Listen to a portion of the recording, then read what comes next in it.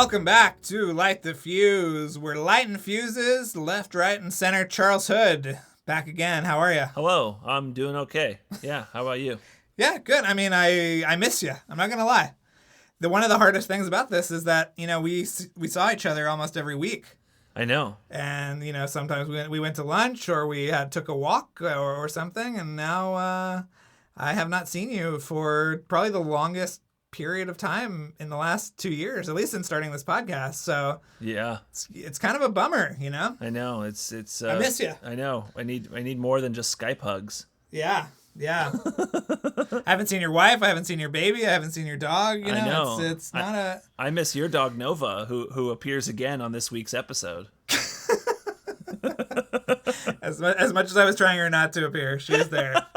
Yes, you'll hear again on this week's episode Drew pleading with Nova to please be quiet.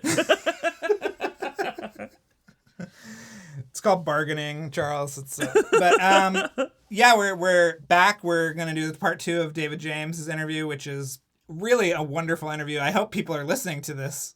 I think people will be very surprised by the depth of knowledge and also just the amount of productions this guy has done and photographed. It's just staggering. Yeah, really amazing stories that he's got to tell, and he was such a pleasure to talk to. Yeah, he's the best. Do we have any housekeeping to take care of before the interview, Charles?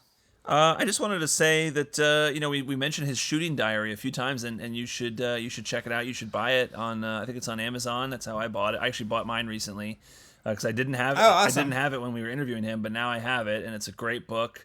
It's all photographs from the production of Ghost Protocol. It's just called the Mission Impossible Ghost Protocol Shooting Diary, I believe, and you can just Google that or search for it on Amazon and you can buy it. And it's a great book for any fan of Ghost Protocol. Yes, any fan of the series in general. There's so little stuff out there about the movies. We always talk about that. So this is great that this is something that we can actually hold in our hands and look through the pictures. And we will be back after the interview to wrap things up. But until then, please enjoy Kevin Blumenfeld's he's just asking for it. It's just the music is so similar, criminally similar plot theme, and then we'll be back afterwards to wrap it up.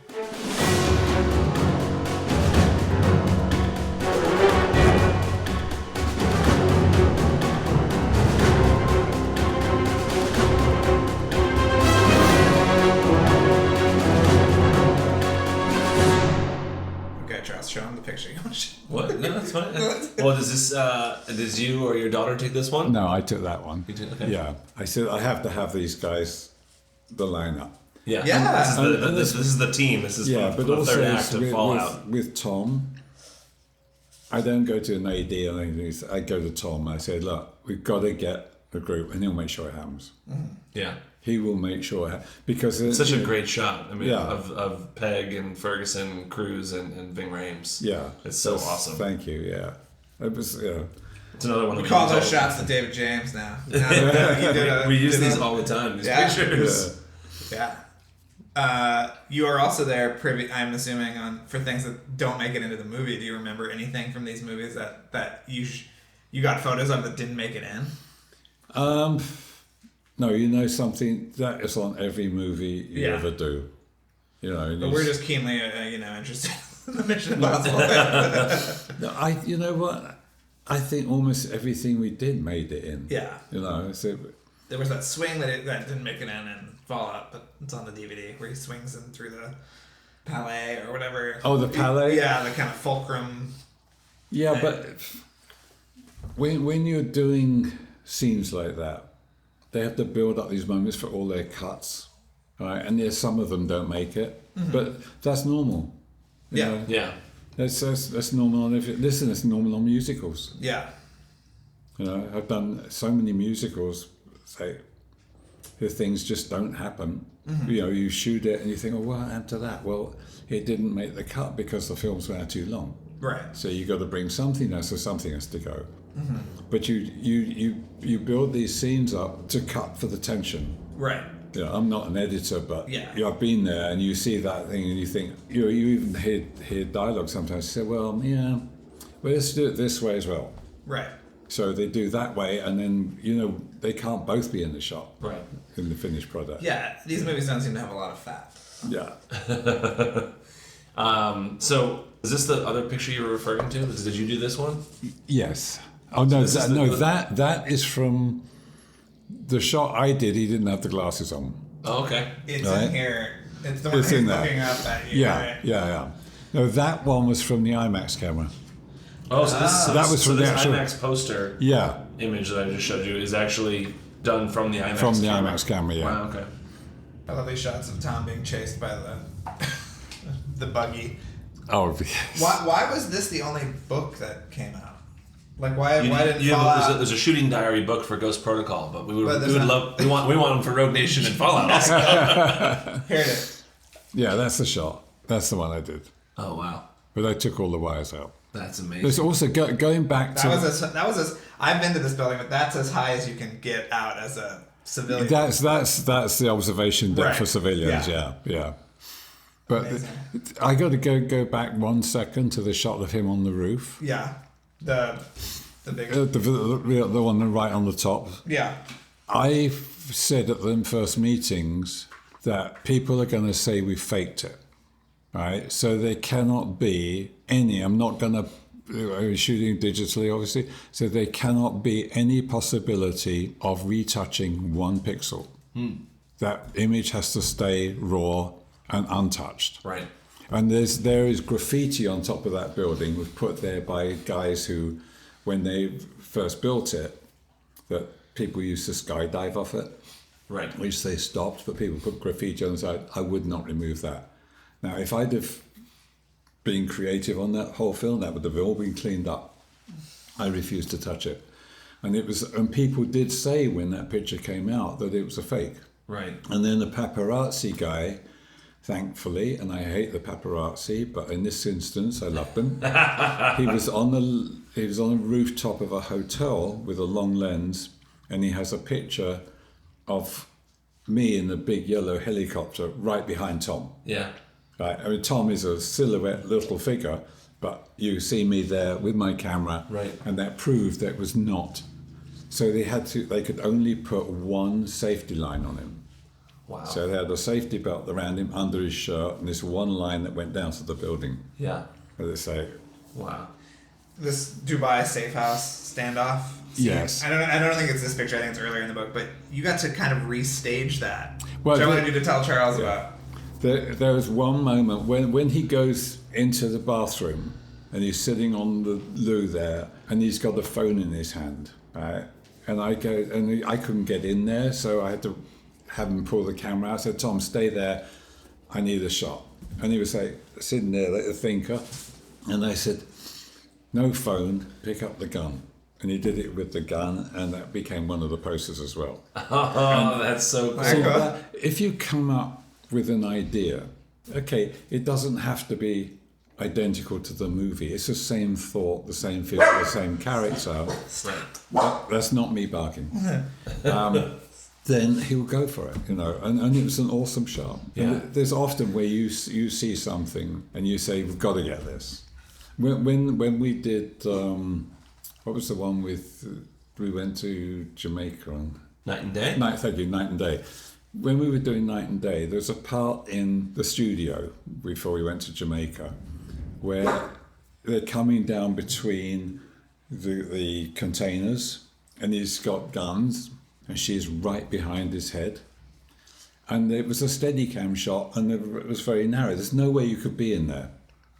So, and this is where Tom is awesome, because they said, okay, cut it, move on, we've got that shot. And Tom said, I want to see the playback. And I stopped him. I said, Tom, they're going to switch the lights out and take this away. You can see the playback afterwards.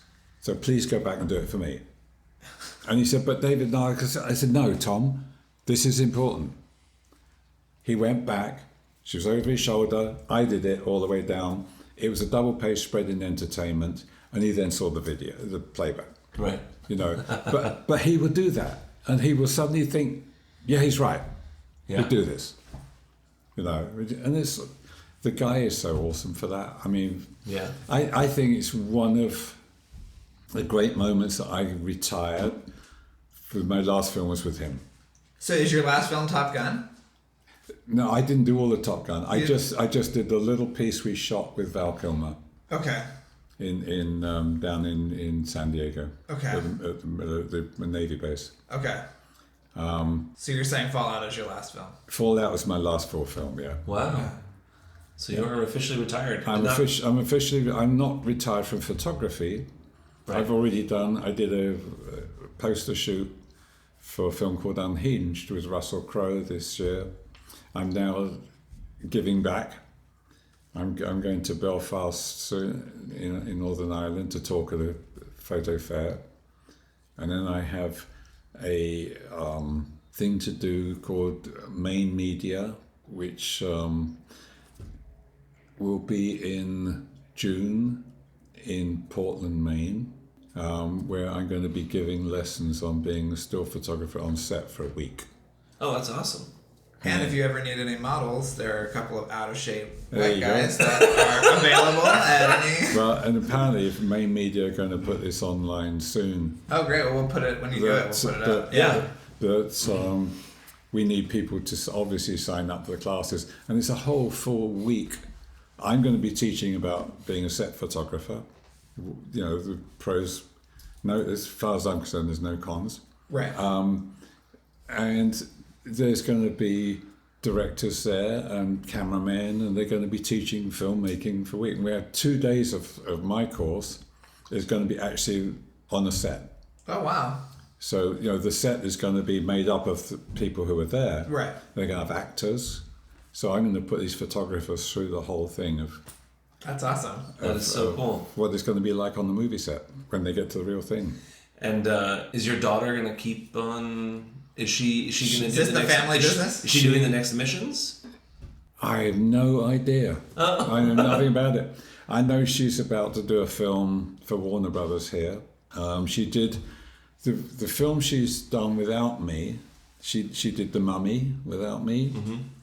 She did Jack Reacher with me, the last Jack Reacher. She did Mission with me. She worked with me on Star Wars Force Awakens. She's done an awesome movie where she's done incredible work. And I've had 2 emails from people who've seen her work. There's people who sent emails to me saying, you should be so proud. The stuff she has done is so awesome. She did Dune, which is yet to come out. Wow. Yes. We'd love to talk to her. This is the one person who's seen my photos God. from Dune. Yeah. It looks good? Yeah. Okay. Yeah. Well, we'd love to talk to her at some point. Yeah. If she has time. Well, she'll be over here a couple of weeks' time. Okay. Cool. Maybe we should... Is this one you? Is this from your little balcony with the dead pigeons? No, you know So what? this is someone else, maybe a No. paparazzi photo or something. That might be a paparazzi photograph. Okay. Yeah. All right. I'm just Damn Paps. That's what Damn it is. Paps. Yeah. But I took the wires out. It might be Macquarie's photo. So, maybe this. Okay. Yeah. All right. This is a fun black and white one of Rebecca Ferguson. that might be Cheers. Yeah, look at that face. Rebecca and Cheer are so tight together. They're like sisters. That's great. Actually, you know what that looks like? Judging by the optics on that lens, I think it's the Macquarie picture. You think McCoy? Oh, okay. Yeah, and he did that all the time on his iPhone. But they did a press photos like a lineup of all the actresses. I did that lineup. Okay. Yeah. This is Angela Bassett and Yeah. Vanessa Kirby, Rebecca Ferguson, and Michelle Monaghan. Yeah. Is Vanessa Kirby standing on something? Because she is a tiny woman. No, she's not. No. No? No. I mean, This it's is a great photo. I remember this coming out before the movie came out. And it was Yeah. like, oh my, like, this is It's an early uneven release. ground, but it's Okay. They'll love that photo. I set up that whole group, and I put up 20-foot square reflectors, and Wow. it was awesome. It was in New Zealand, Yeah. and then we did the girls, and then we did all the cast. We had them all there that day. Did Kirby fly down just for that? She's not in that scene. No, is she? she just flew in for that. Oh, whole wow. moment, yeah. Well, they had talked about there was going to be a fight between her and Rebecca Ferguson on like in the climax, Oh, and then okay. and then that was taken out at some point. They were going to fight on the tarmac or something. That's They were right. gonna- something like that. Right. Some kind Yeah, rumors. of airport. Yeah. McCory said that they canceled that idea. somewhere along the way. Well, how is Maverick looking, Top I Gun? have no idea. The only Is thing Val okay? The only thing I've seen is the trailer, and it's Okay. awesome. I actually sent Tom an email after to say that is so awesome. So what you're telling us is you have Tom's email address. Sorry, I don't. No, I don't. No, I don't go direct to Tom. Yeah, okay. Can you? So you told us the story about Spielberg that I want you to tell again because I loved it so much. You said Spielberg invited your eye, like he wanted your help, right? in Here's the shooting. thing. I was when we did Schindler's List. Oh, you did Schindler's List as well. Okay. Yeah. So Schindler's List was my first movie with Steven. Yeah. So I had not met him before. He had my portfolio, and I got a call saying, Steven wants you to do the movie. And apparently I was the only person on the movie he didn't meet in person first. Okay. So they said, and I dropped my portfolio off because I'd heard he was going to make this movie in black and white. And I just moved to the States. And so I dropped my portfolio off, and a few days later, I was leaving Universal. Well, actually, the day I left Universal, left my portfolio there, I got a call from a lovely lady who said, "Hey, Dave, we're just checking up on you." And I said, "Oh, I just left my portfolio. I was really excited. Left it with Steven Spielberg's office. They can this black and white movie. I really want to do it." And she said, "Oh," and she's this lady is Barbara Streisand's assistant. So she said, "I'll get Barbara to call him." Yeah, right. Sure. Barbara's going to make a call for Steven Spielberg for me. Yeah, forget that. So I get a call a few days later from Steven's office. You can pick up your portfolio. He wants you to do the movie. He didn't even look at it. So I arrive in Poland, in Krakow, and the night before we start shooting, there's a big reception party for the crew and actors to meet each other. And I go to Spielberg. I said, Spielberg and David James doing the stills. And he pulls me aside from the party and we have a chat. I said, what would you like to see from me? Now this is, his answer was music to a photographer's ears. I only want to see what you want to show me. And I thought, wow. That is like, because most people, I want to see everything, right? No, he just wants to see what I want to show him. And that is music. Yeah. So on my first day of shooting, he pulls me aside and he said, David, you have, wherever I go on the set, I'm followed by 15 and 20 people. There's all a little group, it's like a swarm. He said, you have the privilege to walk around on your own, see things on your own. He said, and you are a visual man. If you see something, come and tell me. If you see something special and you think, wow, come and tell me, because I'll go look at it too. Or I'll see it from your prints, whatever. You know? And he was true to that. I mean, I often would show him something afterwards, and he goes, "Yeah, I'm going to shoot that angle." That's awesome. That's also then you feel that you have not just covered the movie, you've contributed to it. And that to me is so important. Just to be part of that team, not just an outsider. As a photographer on a movie, you are somewhat of an outsider. You are, yes, you're part of the crew, but you're not there to make the movie. You're not cameraman, you're not focus puller or anything, or gaffer or DP. You are there as an observer. You're shooting the movie being shot, and you are shooting the material to sell the movie. So you are you're flitting around, and more often than not, you are the only loner on the set. The sound department has a crew, camera department has a crew, electricians have a crew, everybody else has a crew. You and the publicist are the loners. It's how you take, because for me, that's awesome. I like to sit, be flittering around and watching things. And it's also the biggest mistake a photographer never make on a set is to get into deep conversations, because you miss so much.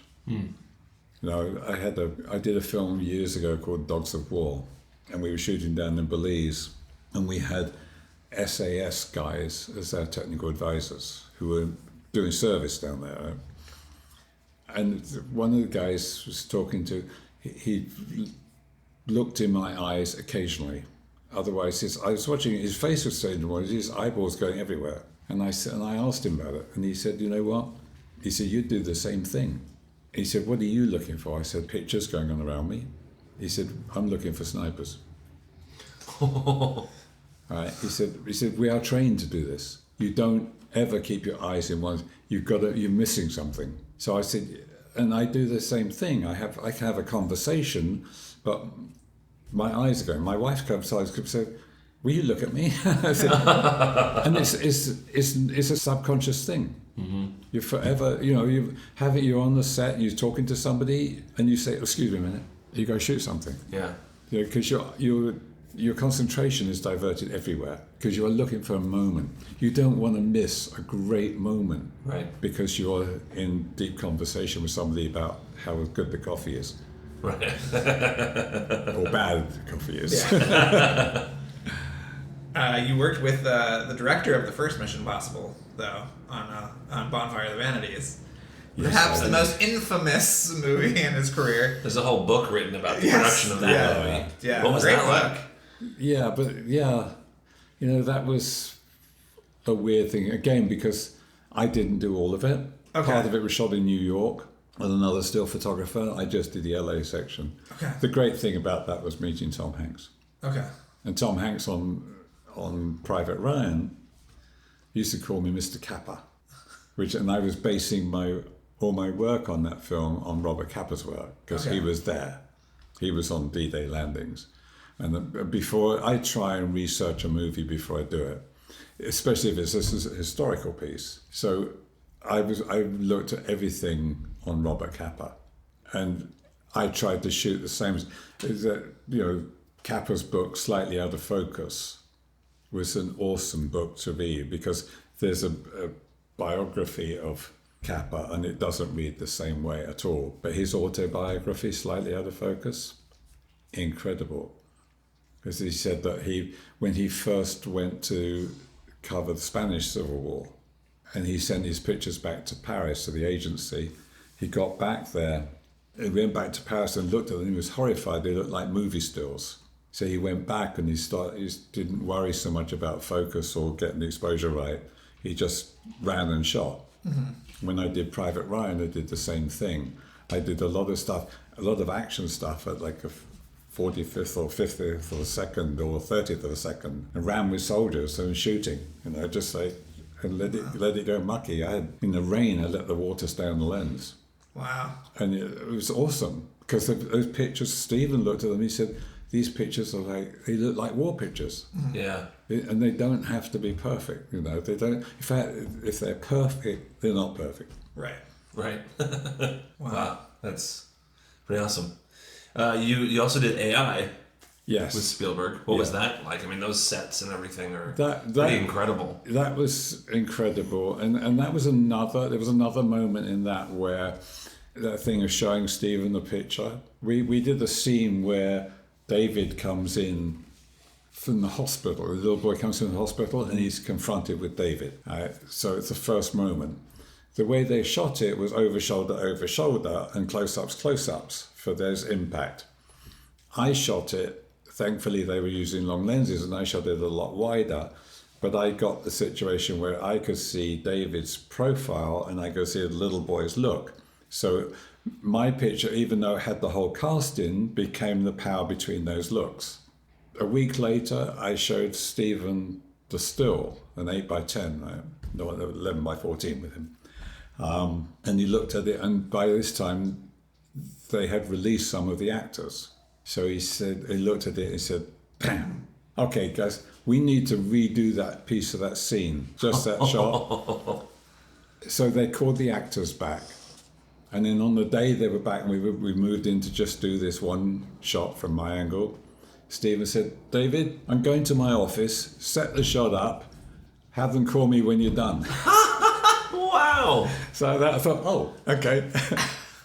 Wow. And that was a lot of, those are moments of when you're a photographer that you have contributed to the movie. Yeah. Jeez. I just rewatched that movie a few months ago, but now I want to watch it again and catch that shot. Yeah, it's that moment. Yeah.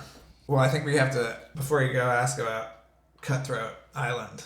Another infamous production. I'm like, when you're on these movies, do you feel like you know that the wheels are coming off of these things, or are you like? Is there a sin? No, you knew that was a mess. You knew that was a mess. Really? Oh my God! Yeah, that was an awesome place for me to be. On top of the, I mean, we were shooting on the Bounty, right? But we would have amazing. Matthew Modine was doing an awesome job, and Matthew spent weeks learning a trick with sword for a sword fight, where he could stamp on the end of one sword and it would flip up and he would catch it and carry on fighting. And he showed it to our director, who then had his wife do it. He didn't let Matthew do it. He had his wife do it, who she couldn't do it, so they got a stuntman dressed up as a woman to do it. There were so many things in that movie that were like, shouldn't have happened. The greatest thing about that movie was all the time in Malta and Thailand. I had some great lunches in Thailand. They took catering out from England. What a disaster that was. But I would get on the beach and I would walk along the beach and I'd find a little lady with a primer stove and she'd do pad thai noodles and I'd pay $1.50 for it, and including a beer. And that was the magic part of that movie. I had my wife and my 2 daughters out in Malta. Oh, that's nice. Yeah, it was lovely. So there was a silver lining. Someone had a good time on Cutthroat Island. But the movie itself, you just knew it was going to be a disaster. We had scenes where we're shooting on the Bounty in the harbour, and we were below decks, right, shooting on that big deck where the guns were. 6 camera crews. I mean, they had to hide from each other. Always left me the best spot because they couldn't be there. Right. Because they had like a big camera crews. No, you got a high base. But me, I had the best shot. but what did it mean? The film was a total. That film closed the studio. Come on. Yes. Wow. You know, so I'd probably write about that one in my memoirs. Yeah. Are you working on your memoirs? Yes, I started. Yeah. Yeah. That's awesome. My daughter wants me to do it. And, Okay. Yeah, you should. yeah, and Jay Glennie, who writes a lot of books like that, it's, you know, when I was doing the archives at Pinewood Studios, so a magical place to be. And I was working with Jay Glennie and with another writer from Tashan, Paul Duncan, and I was going through all the images from The Man Who Fell to Earth. But to walk down these corridors of stacks of movies, in some of the cans rusty, it was an eerie thing. I mean, it's an awesome thing, but an eerie thing to be, because you weren't walking down those corridors with cans. You were walking down those corridors with ghosts of grips and electricians and people who had long gone, but they were there in those archives. Every one of those cans of movies was not just 1,000 feet or 20,000 feet of celluloid. It was the hearts and souls of the people who made those movies. And that to me was like, whoa. I got shivers walking down there, you know, but it was an awesomely comforting place to be. You know, and bless them, it was Canal Plus who own the library, who are restoring these things. Right. That's great. You know, and they pulled them out of underground places. They found them. Yeah, amazing. Well, I think that's a pretty good place to stop. Yeah. We have to thank you so much because we just did our making of Ghost Protocol episodes and we pulled so much from your book, which we cited in our making of over and over again. Yes. You know, because there's just so many great stories and things that you tell in there. Thank you. We'll try to get everybody to buy that book because it's awesome. It's wonderful. Yeah, please. Yeah. But we should ask you to rank. We always ask every guest to first. We ask them to rank the Tom Cruise haircuts in each of the Mission Impossible movies, or if you just have a favorite. Oh, that's a good. I mean, it's really like, are you a long hair Tom Cruise, That's a good question. or are you a short hair? No, I think I'm a short hair Tom. Short hair, Yeah, okay. So So like Mission Impossible 1 or Fallout, or what kind of short hair are we talking? Fallout. Fallout. Okay. Yeah. Another big fan of Fallout. Yeah. I like it. Yeah. Yeah. You know, It's got a little you know danger. what? You know what? One thing I'd like to say. I'd Please. like to be around when Tom is in his 60s, because he's still going to be acting. Mm-hmm. I'd like to see him do something like Shakespeare, or something. Yeah. We can't wait for Well, that. Paul Thomas Anderson is a director we both admire a lot. He said that he can't wait for Tom Cruise to do his version of The Verdict. The Verdict. You know, the Paul Newman, Sidney Lumet movie, yeah. The Verdict. Like Yeah. when he does his version of The Verdict, when he reaches that age, Yeah. like it's gonna going to be be unbelievable. He will not stop. Yeah. When no. you see the things that Tom's done, the one with Jack Nicholson, say, oh my God, he's such a great actor. Yes. And I think one of my favourite jobs with Tom was Rock of Ages. Really? I mean, he's Wow. wonderful in that. Yeah. He's wonderful in that. I mean, the film did not do well, No. but it's a classic. He gave it his all. Yeah. He really gives it I his all. was there in that for movie. all his rehearsals, and he and I used to sit and talk in the rehearsals sessions, and I said, "This Tom is so perfect," and he said, "Why?" I said, "Because you're outside your box." Yeah. I said, and this shows you, all of us, shows the talent you have to actually take on this role. There was a moment when we were shooting in Miami. Def Leppard was on tour in Miami, and they came straight from their performance that evening. We started shooting at 7:00 in the morning. They came straight from their performance, and they're all-nighters. And they stood on how far can I go with the language on this? Go. They stood up there and Tom performed live Pour Some Sugar on Me, right? With the dance movements, everything. And the guy that I can't remember his name now, the blonde guy in Def Leppard, Okay. who's their lead singer. Right. They stood up there looking down on Tom, and he said, to quote him, "Tom fucking Cruise, you keep fucking singing like that, mate. We've got to fucking give it up." And that to me was the most ultimate compliment an actor could get. Wow. Because he poured it amazing. out. I mean, my God, he's like, He never does anything no, he 50%. doesn't. He doesn't do it half-hearted. No. I went to photographed a lot of his voice coaching sessions with him, and just to see him go through that. Wow. I mean, the end of every day, he would go to coaching lessons or music lessons, dance lessons. So he pours everything, 150% into what he's doing. My analogy for this period of his career is now like when James Cameron was doing all those things at the bottom of the ocean, and he said, I'm not going to be able to do this when I'm 60 or whatever. So this is how I feel like Tom's doing the action stuff while he can, and then he'll go back and sort of Yeah. Because in the 90s he was working with every major filmmaker around, so hopefully he goes back to it. So when will he stop? But I think 8, he can close out the mission movies, he can close out the action stuff. Yeah, unless they switch back to more like the first movie, and maybe he's more of a mentor. Yeah, that's what I would want. That can always work. And he could be like the older Phelps character, like sort of leading the team but not doing the action as much. Right. It could be more of a spy thriller as opposed to a big action thing. I don't know. We'll see. Well, speaking of that, we have to ask you to rank the movies themselves. The Mission Impossible movies. If you could, what are your favorites? The last one. Fallout was your favorite. Fallout. I thought Fallout was awesome. Yeah.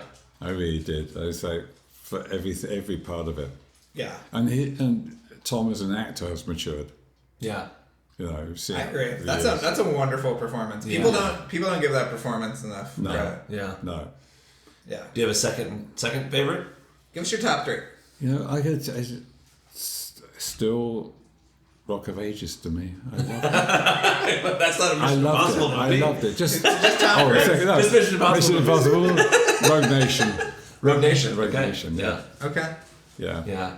It's pretty great with the opera and the motorcycle chase and all that stuff. Yeah. Amazing. Well, when you're going through these photos for your autobiography and you need a second or third pair of eyes, let us know and we'll come over and we'll look at every photo. Yeah. This is such a thrill talking to you all. It's amazing all these photographs you took. Although you could say Rock of Ages was Mission Impossible. It was. He's undercover. You're the players and rock singer? Yeah, that's what Mission Impossible. No, mission completed. Well, thank you so much for accepting this mission. Well, my pleasure. It was such a thrill to get to chat with you. It was fun to go back to those memories. Yes.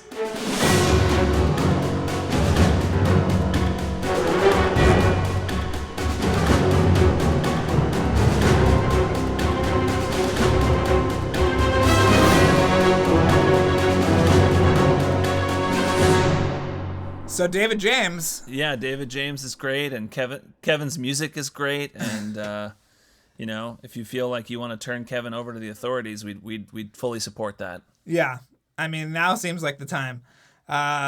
David James, big Rock of Ages guy. Yeah. That story about Def Leppard is amazing. Yeah, it's really funny. And also just the conviction to which he loves Rock of Ages made me go, huh, maybe I should watch that again.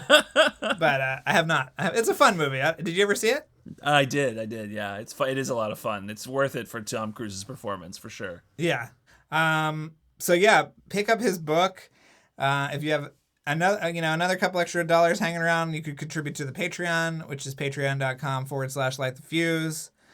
Pick up a t-shirt, recommend the show, rate, review, like, subscribe wherever you're listening to this. What else can they do, Charles? Well, I just wanted to hype our Patreon a little bit because we've been doing really cool things on there lately. We've done more updates about the shooting. There were shooting tests in Surrey and England, and so we did a little Patreon episode about that, talking about what vehicles they were wearing and Tom Cruise's haircut in that footage as well. Or it was like paparazzi photos. And then we also did an episode about Stuart Gordon with our friend Ben Wright. It's a tribute to the director Stuart Gordon, who just passed away. That was a fun, kind of longer Patreon episode that we did. It's almost an hour long. And then we also did one about why we love The Hunt for Red October. The Hunt for Red October is a movie that we love very, very much. And so we did an episode about it because it was the 30th anniversary. That's the kind of extra stuff we do on Patreon in addition to talking about Mission Impossible stuff. And it's worth signing up for it at the bonus content level. We appreciate it so much. It makes it possible for us to do this podcast. We're still behind a little bit, and we're putting our own money into this, and it's worth it. We love it so much, but it would be great to be at least breaking even. So please, if you listen to the podcast every week and you love it and you want more, you want to hear more of us, then please contribute there. Or even if you just want to buy a shirt, then go to TeePublic, and they have sales often. You can buy one of our shirts there, and that helps contribute to the show as well. Or just tell a friend and spread the word. We're really thankful to have all of you on this. This episode is brought to you by Jeremy Dillon, and it was mixed and edited by Luke Burson. And a special thank you to Jacob from Holland. Well, thank you for going on this amazing adventure with us with David James, the amazing still photographer for all these movies. And we have so many kick-ass episodes in the hopper, Charles. I'm excited. I am revved up. Listen, we are taking full advantage of this quarantine and just cranking out episodes that are going to blow your minds. Yeah. We're so excited for you to hear them. And we don't want to give anything away, but just keep coming back every week. You're going to be surprised and delighted, I promise you. I will say that one of the guys we talked to has won 7 Oscars. So, not bad. That's true. Yeah, I mean, that's staggering. As we said in the podcast, he has more Oscars than you probably have rolls of toilet paper in your house. And it's true. And it's probably true. That was an amazing I mean, all of these are great. We have so many great people coming on the show. Men and women who have shaped these movies in profound ways. And I can't wait. Yeah. Can't wait to get it out there. And follow us on social media, at LightTheFuse-Pod. We've been doing stuff on Twitter. We did a live tweeting group watch of Mission Impossible Fallout, and hopefully that was a success. That's happening in a couple of days from when we're recording this right now. And if it is a success, we'll do more of them. So let us know. If you joined us and if you had a good time, let us know. And if you want to check out the old show, it's on CBS All Access.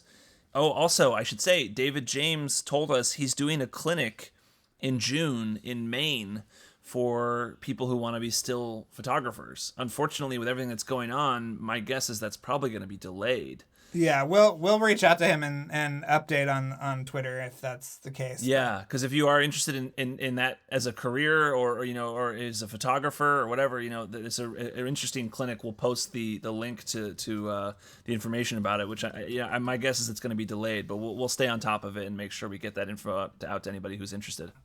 And until next time, go check out the Patreon, and we'll be back this time next week.